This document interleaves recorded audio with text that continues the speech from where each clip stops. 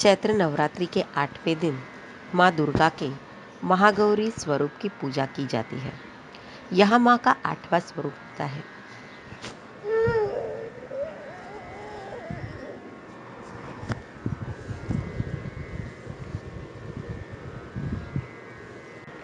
माँ दुर्गा के यूं तो सभी स्वरूप बेहद ही शुभ, पूजनीय और महत्वपूर्ण होते हैं, लेकिन देवी भागवत पुराण के अनुसार महादेव के साथ उनकी अर्धांगिनी के रूप में हमेशा महागौरी ही विराजमान होती है। ऐसे में कहा जाता है कि चैत्र नवरात्रि की अष्टमी तिथि पर माँ के इस स्वरूप की पूजा करने से शुभ चक्र जागृत होता है और व्यक्ति के सभी असंभव कार्य पूरे होने लगते हैं। बहुत से लोग अष्टमी के दिन घरों में कन्या का पूजन भी कराते हैं। माँ महागौरी का स्वरूप कैसा है वो जानते हैं। बात करें माँ की स्वरूप की, तो माँ महागौरी का स्वरूप एकदम ही श्वेत कहलाता है। माँ गौरी ने अपनी तपस्या से गौर वर्ण प्राप्त किया था। इसके अलावा जब माँ की उत्पत्ति हुई थी तो माँ की उम्र 8 साल की थी। इसलिए चैत्र नवरात्रि के 8वें दिन माँ की पूजा का विधान बताया गया है। चैत्र नवरात्रि की अष्टमी तिथि पर माँ महागौरी की पूजा करने से व्यक्ति के जीवन में धन, वैभव, सुख, शांति बनी रहती है।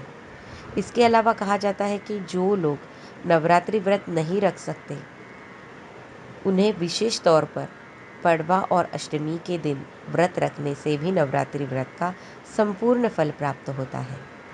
माता महागौरी उज्जवल, कोमल, श्वेत वर्ण और सफ़ेद रंग के वस्त्र पहने हुए हैं।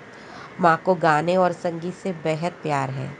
इसके अलावा माँ वृषभ यानी बैल पर सवारी करती है। माँ का दाहिना हाथ अभय मुद्रा में है और नीचे वाले हाथ में त्रिशूल और बाएं हाथ में डमरू और नीचे वाला हाथ अभय मुद्रा में है। माँ महागौरी के हाथ में डमरू इसलिए है, इन्हें शिवा भी कहा जाता है। माँ महागौरी के हाथ में डमरू इसलिए इन्हें शिवा भी कहा जाता है। चैत्र नवरात्रि के अष्टमी तिथि पर माँ महागौरी को नारियल या फिर नारियल से बनी चीज़ों का भोग अवश्य लगाएं। भोग लगाने के बाद नारियल को किसी ब्राह्मण को दान कर दें और इसे प्रसाद रूप में पूजा में शामिल सभी लोगों को अवश्य दें।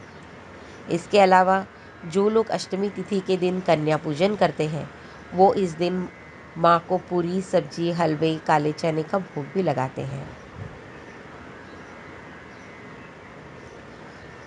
चैत्र नवरात्रि अष्टमी तिथि में जो पूजा विधि बताई गई है, इसमें सबसे पहले कलश और भगवान गणेश का ध्यान करें। इसके बाद माँ के मंत्र का जाप करें। माँ को लाल चुंदरी ज़रूर अर्पित करें। अष्टमी तिथि पर कन्या पूजन कर रहे हैं तो कन्या को भी लाल चुंदरी अवश्य चढ़ाएं। माँ को सिंदूर, चावल आदि चढ़ाएं। सफ़ेद फूल हाथ में लेकर माता का ध्यान करें। दुर्गा सप्तशती का पाठ करें और अंत में आरती करके अपनी मनोकामना अवश्य कहें।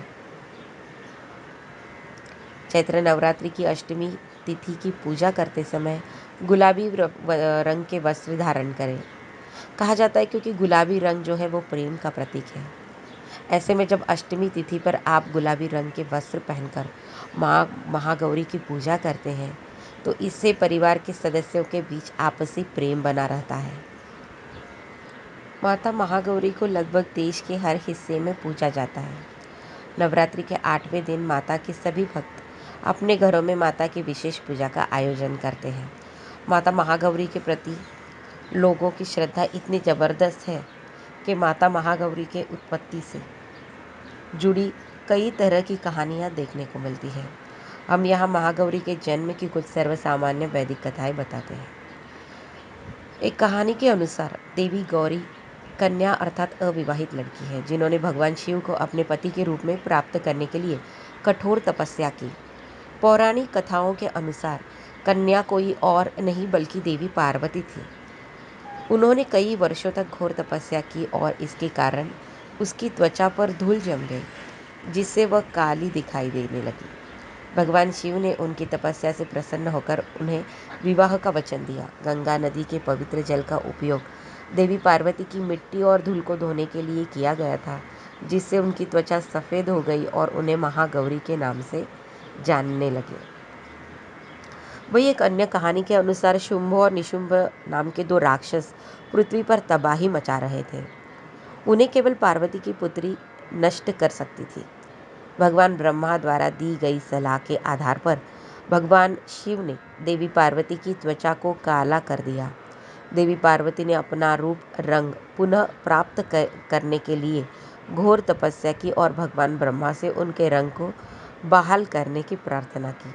भगवान ब्रह्मा देवी पार्वती के तप से प्रसन्न हुए और उन्हें मानसरोवर में स्नान करने के लिए कहा। मानसरोवर झील के पवित्र जल में देवी पार्वती की काली त्वचा उनसे अलग हो गई और एक श्वेत आभा ने उनका स्थान ले लिया। माँ के इस रूप को कौशिकी रूप कहा गया, जिसने आगे चलकर शुंभ और निशुंभ का वध किया। देवी पार्वती के इस रूप को ही महागौरी कहा जाता है।